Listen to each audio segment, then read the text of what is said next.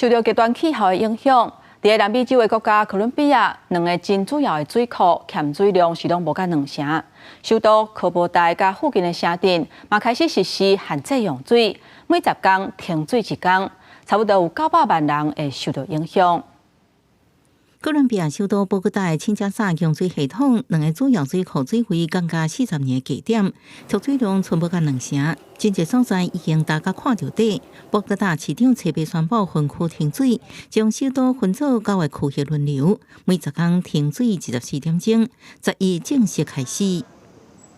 Busca garantizar que podamos seguir prestando el servicio de agua potable en este año.en estos meses que vienen, pero también el año entrante. 去年底开始，性影现象在哥伦比亚发挥，互南美洲的热天更较热，哥伦比亚抗旱恶化，也引起更侪生命火灾。今年2月以来，波哥大外围的拉卡莱拉已经常常停水，民众爱挂水桶等运水车来送水。这摆波哥大的限水措施，目标是减少1成的家庭用水，按算会影响首都甲周边城镇900多万民众的生活。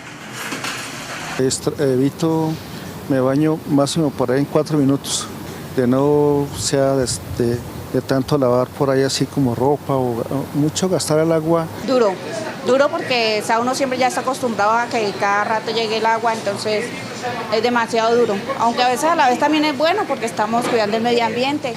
民众洗衫、洗车甚至洗身躯，拢尽量省水。每隔15天，当局会根据落雨量甲省水情形调整相关的限制。环境部长按算4月底5月初才会出现大雨。哥伦比亚总统在社会媒体表示，下令进行重大改变，和农业采矿才会都市化需求，都要先考虑环境，免凊彩破坏森林、南地水源地，要先确保未来30年的饮水安全。公视新闻，是会长朋友。